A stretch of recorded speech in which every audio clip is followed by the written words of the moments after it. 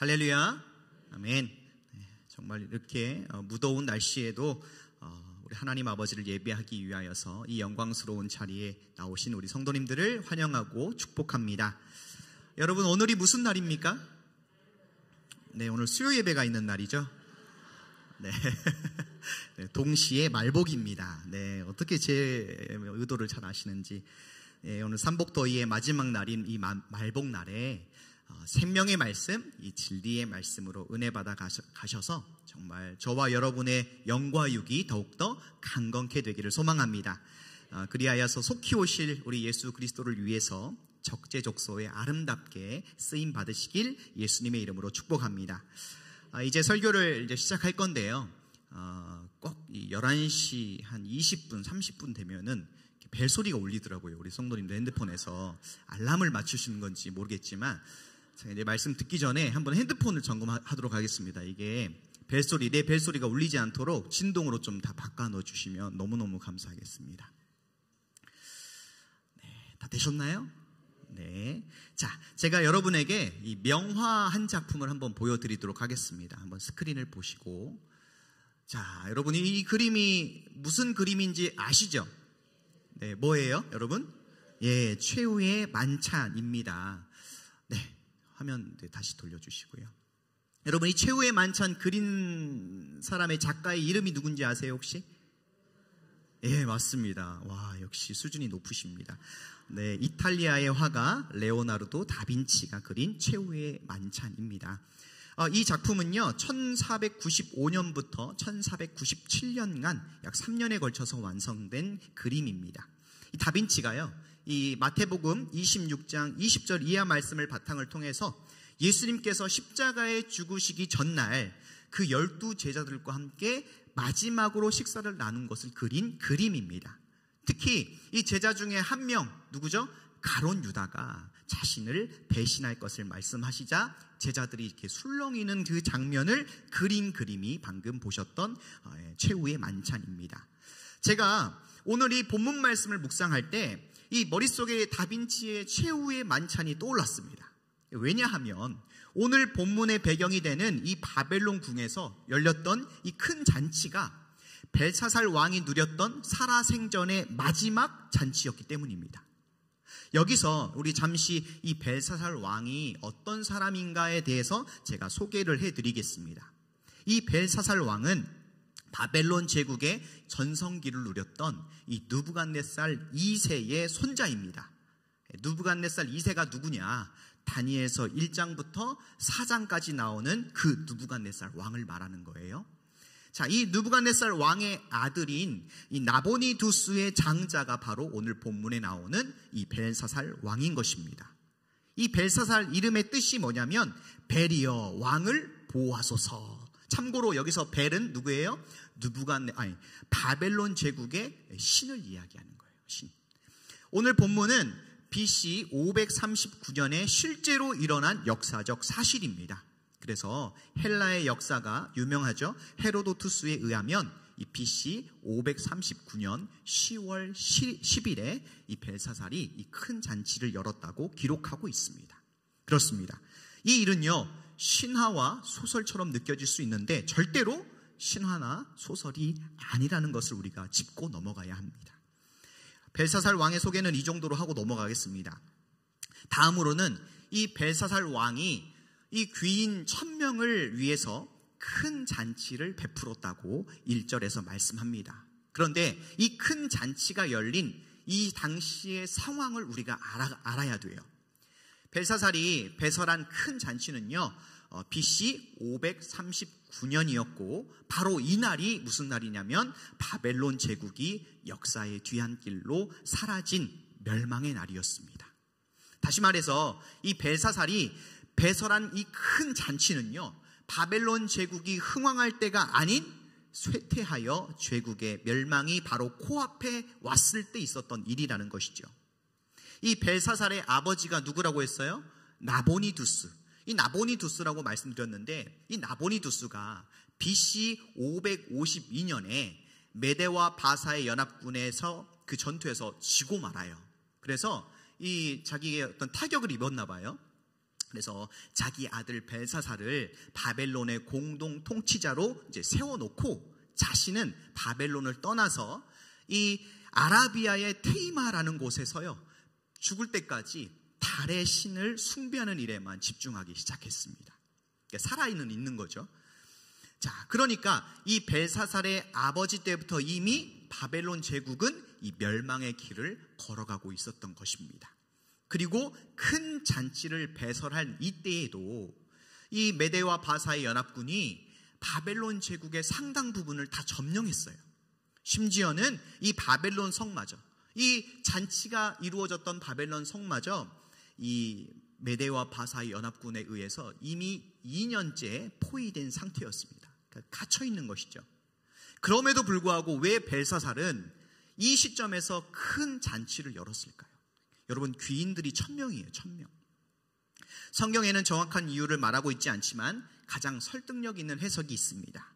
그 해석이 무엇이냐면 이 벨사살은 바벨론 성의 그 견고함을 확신했고 또 오랜 전쟁으로 인해서 동요하는 그 귀족들을, 힘 있는 자들을 위로하고 자신을 향해서 충성을 확인하기 위해서 이 어려운 시간에도 큰 잔치를 열었던 것입니다. 우리는 이 짧은 본문의 말씀을 통해서 정말 강력하고 거대했던 그 바벨론 제국이 멸망할 수밖에 없었던 이유를 3가지를 발견할 수가 있습니다. 첫째는 쾌락과 향락에 깊이 빠져 있었다는 것입니다. 뭐에 빠져 있었어요? 쾌락과 향락에 깊이 빠져 있었습니다. 이 바벨론 성이 적군에 의해서 포위를 당한 그 위험한 순간에도 이 벨사살과 1000명의 귀족들은 술에 취해 있었습니다. 이것 자체만으로도 쾌락에 깊이 빠져 있었다는 것이고 이 바벨론 전체가 쾌락과 향락에 찌들어 있었다는 것을 우리는 유추할 수가 있습니다. 여러분, 쾌락과 향락이 위험한 이유가 뭡니까? 여러분, 음주운전이 왜 위험해요? 바로 현실을 직시하지 못하고 분별하는 판단을 흐리게 만들기 때문에 위험한 것이죠. 이 벨사살은 지금 큰 잔치를 열어서 술에 취해서 비틀거릴 것이 아니라 어떻게 하면 이 멸망에서 이 위기의 순간을 극복할 수 있을까? 그 귀족들과 함께, 힘 있는 자들과 함께 머리를 싸매고 고민을 해야 하는 그 순간인데 그렇지 못했던 것이죠. 둘째로 바벨론 제국이 멸망할 수밖에 없었던 이유는 하나님을 대적하고 멸시했기 때문입니다. 누구를 대적해요? 하나님을 대적하고 멸시했기 때문입니다. 우리 함께 2절 4절 한번 다시 큰 소리로 말씀을 읽어보도록 하겠습니다. 2절에서 4절입니다. 시작. 벨사살이 술을 마실 때에 명하여 그 부친 느부갓네살이 예루살렘 전에서 취하여 온 금, 은, 기명을 가져오게 하였으니 이는 왕과 귀인들과 왕후들과 빈궁들이 다 그것으로 마시려 함이었더라. 이에 예루살렘 하나님의 전 성소 중에서 취하여 온 금 기명을 가져오매 왕이 그 귀인들과 왕후들과 빈궁들로 더불어 그것으로 마시고 무리가 술을 마시고는 그 금, 은, 동, 철, 목, 석으로 만든 신들을 찬양하니라. 아멘. 벨사살과 그 귀족들 또 그 자신의 왕후와 그 첩들을 데리고 모두가 이 쾌락과 향락에 깊이 빠져 있으니까 여러분 당연히 어떤 현상이 일어납니까? 창조주가 되시고 나라의 흥망성쇠를 주관하시는 이 하나님을 대적하고 멸시하는 일이 자연스럽게 벌어지고 말았습니다. 여러분, 벨사살이 얼큰하게 이제 취했을 때 객기를 부리게 되죠. 자신의 할아버지인 이 느부갓네살이 예루살렘 성전에서 가져왔던 그 성전 기물을요 자기들의 술잔으로 사용한 것입니다. 이 일은 느부갓네살도 하지 않았던 일이에요. 이 바벨론 왕들이 하지 않았던 일입니다. 근데 벨사살이 이렇게 한 것은 자신이 선왕인 이 느부갓네살 왕보다 더 카리스마가 있다, 그것을 드러내고 싶은 거죠. 취해가지고.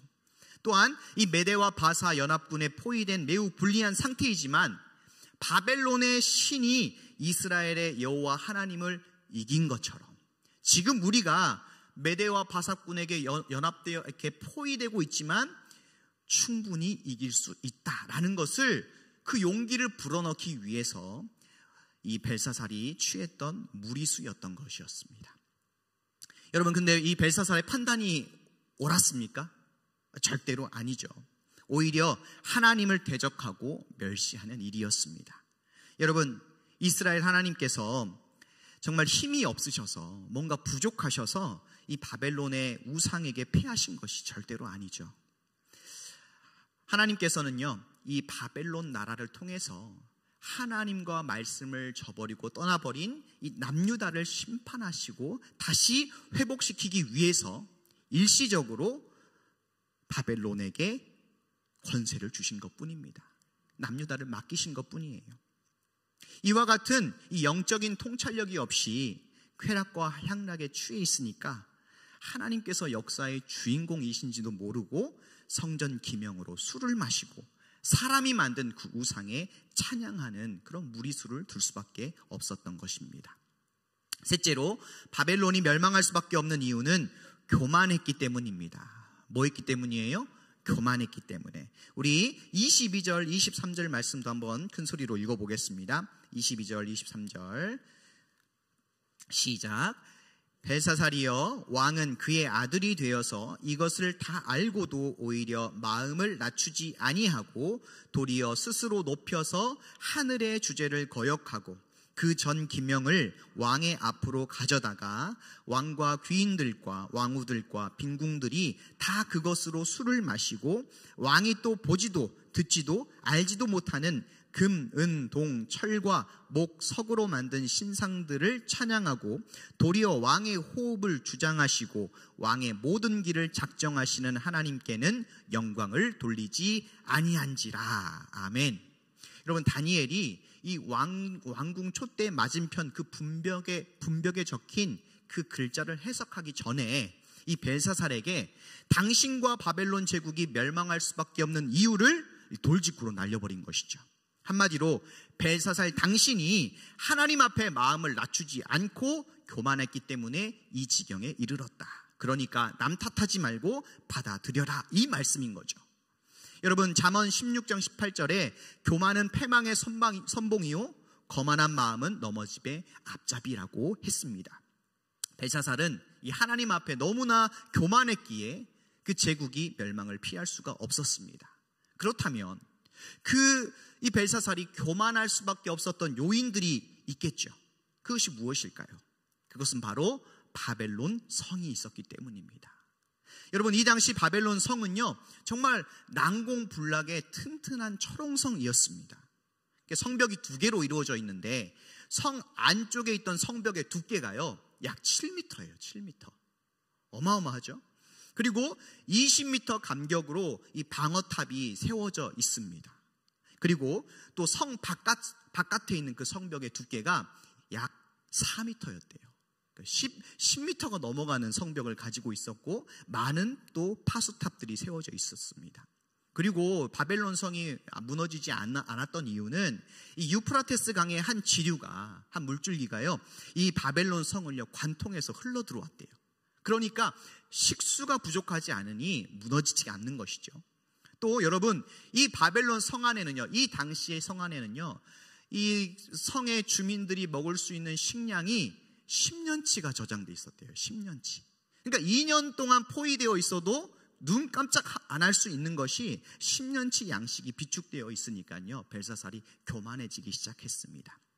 그래서 여러분, 메대와 바사의 연합군이 이 바벨론의 상당 부분을 점령하고 또 2년째 바벨론 성을 포위하고 있어도 이 정말로 벨사살이 큰 잔치를 열을 수 있었던 것이죠. 여러분, 이 교만이 무서운 이유가 또 있습니다. 그것이 무엇이냐면 바로 하나님의 말씀을 무시하고 외면하게 만들기 때문이죠. 여러분, 22절에 다니엘이 벨사살에게 뭐라고 말했습니까? 하나님께서 느부갓네살 왕에게 두 번의 꿈을 주셨고 특별히 이 두 번째 꿈은 바벨론 제국을 자신의 능력과 힘으로 세웠다고 교만을 떨 때에 하나님께서 정하신 그 7대까지 왕궁에서 쫓겨나서 소처럼 풀을 뜯어먹고 이슬에 맞으면서 짐승처럼 살게 될 것이라는 말씀이 응했지 않느냐. 실제로 느부갓네살 왕이 7년 동안 그렇게 살다가 하나님께서 다시 총명을 주셔서 왕궁으로 복귀를 했지 않느냐. 이를 통해서 인간 나라를 다스리시고 자기의 뜻대로 왕을 세우시고 패하기도 하시는 분이 하나님이시는 것을 너 알고 있지 않느냐, 이 말입니다. 여러분, 벨사살은요 분명히 이 사실을 알고 있었지만 그가 교만했기 때문에 하나님의 말씀이 전혀 들리지 않고 순종할 수도 없었습니다. 그 결과 이 벨사살의 마지막 모습이 여러분 어떻게 끝이 나냐면, 우리 30절 31절 말씀 한번 읽겠습니다. 30절 31절, 자, 시작. 그날 밤에 갈대아 왕 벨사살이 죽임을 당하였고 메대 사람 다리오가 나라를 얻었는데 때에 다리오는 62세였더라. 아멘. 여러분, 누구의 손에 죽게 되어요? 바사 제국의 황제였던 다리오에게 이날 죽게 되었습니다. 여러분, 벨사살은 이 최후의 만찬을 뒤로 하고, 정말 자기는 최후의 만찬이 될 줄 몰랐겠죠. 그 최후의 만찬을 열고 다시는 이 만찬을 열 수 없는 죽은 자가 되고 말았습니다. 사랑하는 성도 여러분, 오늘 본문을 통해서 이 큰 성 바벨론이 멸망할 수밖에 없는 세 가지 이유를 우리가 지금 본문 말씀을 통해서 확인했습니다. 신기하게도 인류 역사 가운데 많은 영토와 또 부귀 영화와 이 찬란한 문명을 이루었던 고대 이집트, 또 아수르, 바벨론, 페르시아, 헬라, 로마 제국, 그 밖에도 여러 왕국들, 또한 근현대에도 독일, 소련, 일본, 북한을 보면 하나같이 바벨론의 멸망을 가져왔던 이 세 가지 요인들이 똑같이 발견됩니다. 여러분, 특별히 저 북한을 한번 보십시오.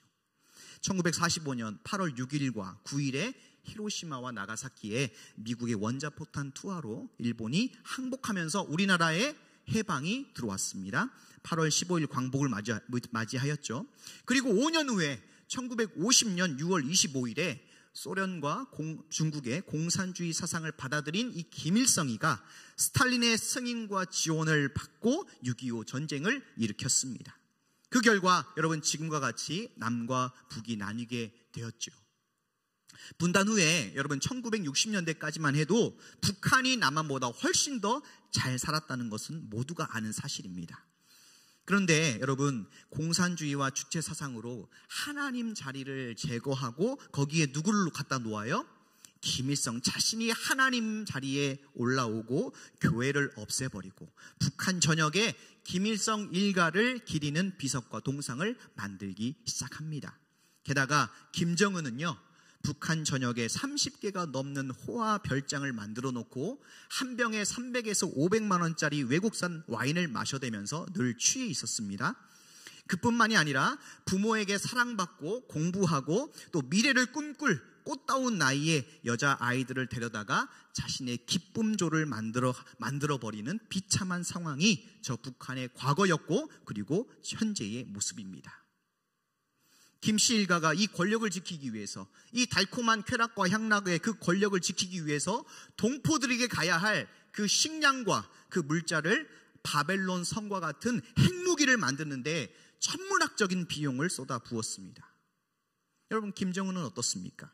2016년도 국무위원장이 되면서부터 불면증에 시달리면서 잠을 잘 수 없으니까 당연히 뭘 해야 돼요? 술을 마셔야 잠을 자죠. 그래서 최고급 와인과 치즈와 술과 담배, 여자를 하지 않고는 잠을 잘 수가 없으니 지금 만 40세예요. 저보다 4살 많더라고요. 저희 작은 누나와 동갑인데 만 40세에 심장과 혈관이 다 망가져서 이제 약이 없어요. 그래서 마지막으로 지금 뭘 먹고 있습니까? 사약노루에서 채취한 성분을 링거로 맞고 있다고 합니다. 최근에 여러분, 이란의 대통령과 하마스의 지도자였던 하니에가 정말 순식간에 헬기 추락 사고로 없어져 버렸고, 그리고 숙소에서 폭탄 테러로 날아가 버렸어요. 없어졌어요. 제거됐습니다. 그 암살 당하는 모습을 보면서 자기도 언제 제거될지 모르니 11살밖에 되지 않는 자기의 딸 김주애를 데리고 다니면서 세습을 준비하고 있는 정황이 곳곳에서 포착되고 있습니다. 여러분, 쾌락과 향락에 빠져 있고 하나님 대신 자기들이 하나님 노릇하면서 하나님을 대적하고 교만이 극에 치닫고 있으니 분명 북한은 하나님께서 철저하게 심판하실 것입니다. 왜 그렇습니까? 히브리서 13장 8절에 예수 그리스도는 어제나 오늘이나 영원토록 동일하시다라고 말씀하고 있기 때문이죠. 그렇습니다. 우리 하나님 아버지는 영원토록 동일하시기 때문에 반드시 이를 좌시하지 않으실 줄로 믿습니다. 그러니 저와 여러분이 무엇을 해야 하겠습니까? 통일 한국을 위해서 끊임없이 기도해야 되는 것이죠. 저 북한 정권이 무너지면 누가 들어오겠습니까? 저 북한에 소련과 러시아와 중국이 치고 들어올 겁니다. 그거 들어오지 못하게 여러분 우리가 막아야 되지 않겠습니까? 기도로 하나님의 선한 손이 막아달라고 반드시 복음 통일을 이룰 수 있도록 우리나라의 교회와 성도와 하나님을 경외하는 민족의 지도자들이 늘 깨어 준비하게 해달라고 기도해야 되는 줄로 믿습니다. 여러분 며칠 전 프랑스에 개최된 파리 올림픽이 끝이 났습니다. 그죠? 올림픽 역사상 정말 말도 많고 탈도 많은 올림픽이라고 평가되고 있습니다. 자, 그런데 이 파리 올림픽 개막식 혹시 보셨습니까? 저는 관심이 없었어요. 수련회 가고 선교 준비하고 하는 관심이 없었는데 나중에 보니까 그 개막식에 아주 너무너무 더럽고 추잡한 짓거리들을 많이 했더라고요. 여러분 원래 올림픽은요 하나님께 영광 돌리는 그런 행사가 아니죠. 그리스 신화에 나오는 제우스 신에게 제사를 드리기 위한 행사이고 이를 전 세계인이 자연스럽게 참여할 수 있도록 스포츠를 접목시켜서 만든 마귀의 작품입니다. 특별히 이번 파리올림픽에서 마귀의 작품이라는 것이 더욱 노골적으로 드러났죠. 적그리스도적인 요소가 너무나도 많아서 제가 여기서 일일이 말씀드리면 시간이 없을 정도입니다. 이 대표적인 것 하나만 여러분 말씀드리자면 제가 설교 초반에 보여드렸던 그 예수님과 12제자의 마지막 식사를 그린 그 최후의 만찬을 이 패러디한 사진입니다. 패러디한 것입니다. 여러분 한번 사진 한번 보실까요? 네, 보십시오. 저기 그 최후의 만찬 사진 한번 더 보여주세요. 네, 다시 한번 올림픽 개막식 사진 한번. 네. 자, 네 됐습니다. 너무 추잡해가지고요. 여러분 사진을 보시면 아시겠지만 예수님이 서 계셨던 그 중앙에 여러분 누가 있었습니까? 아침에 뚱뚱한 여자가 관을 쓰고 있었죠. 전 여자인 줄 알았어요. 처음 봤을 때는. 근데 여자가 아니라 남자래요. 네, 여장을 한 남자, 드래그 퀸이라고 하더라고요. 그리고 그 여자를 중심으로 좌우에 있었던 사람들 있죠? 그 사람들 다 동성애자들이래요. 동성애자들. 그리고 다 여장을 한 남자래요. 심지어 성기가 노출된 그 장면이 개막식 그 영상에 고스란히 나와가지고 그거 다 닫느라고 난리였다고 합니다. 여러분 원래 이제 그 올림픽을 하게 되면 그 나라에서 개최하잖아요. 만약 프랑스면 프랑스. 그러면은 이전까지는 그 올림픽을 개최하는 나라의 어떤 유명한 대표적인 것들을 이렇게 활용해서 개막식을 했는데 이번 프랑스 파리 올림픽은요 그런 게 전혀 없어요. 여러분 레오나르도 다빈치가 어느 나라 사람이라고 했습니까? 이탈리아 사람이라고 했잖아요. 프랑스 사람도 아닌데 그 아무런 상관이 없는 그 최후의 만찬, 예수님의 그 마지막 만찬의 모습을 가져다가 그것과 비슷하게 패러디를 한 것이죠. 여러분 그래서 이제 그 감독에게 이 개막식을 계획했던 그 감독에게 이제 문의를 하니까 기독교와 천주교가 막 난리가 났어요. 이거 어떻게 된 일이냐? 너희 우리를 대놓고 조롱하고 모독한 거 아니냐? 막 하니까 따지니까요. 프랑스에는 뭐가 있다요? 표현의 자유가 있다. 그리고 특정 종교를 모독하거나 비하할 의도가 전혀 없었다라고 그냥 아무렇지도 않게 대답하더라고요. 그럼 거기에 대고 뭐라고 더 얘기합니까? 말 못하죠. 여러분, 근데 누가 봐도 예수님을 모독하고 비하한 것이 틀림이 없는 것입니다.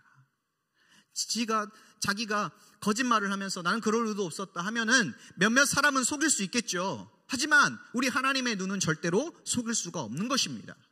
이로써 여러분 프랑스에 이제 앞으로 어떤 일들이 벌어질지 저와 여러분이 지켜볼 필요가 있는 것이죠. 우리 하나님은 사랑과 공의가 충만하신 분이시죠. 사랑만 있으신 분이 아니에요. 절대로. 공의가 있으신 분이십니다. 진정으로 회개하지 않는다면 프랑스는 물론이고 이번 올림픽을 기획하고 개막식에 참여했던 수많은 사람들에게 하나님의 그 공의의 심판이 임할 것입니다. 여러분 그렇다면 이 시대의 패역함을 저와 여러분이 보면서 우리가 이제 어떤 모습을 가져야 될까요? 하나님, 저들이 하나님을 농락하고 하나님의 이름을 땅에 짓밟고 모독하고 조롱했으니 다 심판해 주십시오. 여러분 이렇게만 해야 될까요? 그게 아니라 오늘 이 다니엘서 5장에 나온 이 벨사살과 바벨론 제국이 멸망할 수밖에 없었던 이 세 가지 요인이 그럼 나에게는 없는가? 그것을 봐야 되는 것이죠. 나는 하나님과 예수님을 조롱하고 모독하는 이 마지막 때에 성령 충만이 아닌 세상의 쾌락과 향락에 나도 취해 있지 않는가를 살펴봐야 합니다. 내가 지금 몰두하고 내 시간과 물질과 내 에너지를 지금 어디에 집중시키고 있는지를 보셔야 합니다. 먹고 사는 문제가 직결되어 있기 때문에 어쩔 수 없다고 타협하며 취해 있지 않는지 말씀을 기준으로 우리가 진단해야 됩니다. 벨사살이 술과 향락에 취해 있을 때 성전 기물에 술을 따라 마시고 우상을 찬양하는 죄를 지었습니다. 저와 여러분도 세상의 것에 취해 있을 때 자연스럽게 하나님을 대적하고 멸시하게 될 것입니다. 어떻게 하나님의 자녀가 하나님을 대적하고 멸시할 수 있겠느냐 생각하시는 성도님들이 계실 수 있는데, 하나님의 말씀이 아닌 내 생각과 계획대로 사는 것이 바로 하나님을 대적하고 멸시하는 것입니다. 육신의 생각은 영의 생각과 반대되는 것이죠. 그래서 하나님의 말씀에 절대 순종할 수 없고 그것이 바로 하나님을 대적하고 멸시하는 것과 같은 것입니다. 또한 이 벨사살이 큰 성 바벨론을 가지고 있었기에 마음을 낮추지 않고 교만해졌다고 제가 말씀드렸어요. 그렇다면 나를 교만하게 만드는 내 안의 큰 성 바벨론은 무엇인지를 살펴봐야 합니다. 누군가에게는 가족이 될 수 있고, 누군가에게는 내가 이룬 업적과 명예가 될 수 있고, 누군가에게는 내 재산이 될 수 있고, 내가 가진 외모와 스펙들이 나에게 바벨론 성이 될 수 있습니다. 사랑하는 성도 여러분, 이렇게 세상을 가만히 한번 보니까요, 둘러보니까 정말 예수님께서 오실 그 재림의 날이 가까이 온 것 같습니다. 마태복음 24장 7절에 마지막 때에 민족이 민족을, 나라가 나라를 대적하여 일어나겠고 처처의 기근과 지진이 있다라고 말씀하셨죠. 예수님께서. 과거에 지금보다 더 큰 전쟁과 기근과 지진이 있었다고 우리가 치부할 것이 아니라 생각지 않을 때에 인자가 오리라고 하신 말씀을 기억하면서 끝까지 말씀을 붙잡고, 지금 내가 세상 쾌락과 향락에 취해 있지는 않는지, 하나님을 대적하고 멸시하고 있지는 않는지, 교만하여 하나님의 말씀을 알고도 말씀대로 순종하지 않는지를 돌아보고 회개하면서 끝까지 우리의 믿음을 지켜야 될 줄로 믿습니다. 함께 기도하시겠습니다.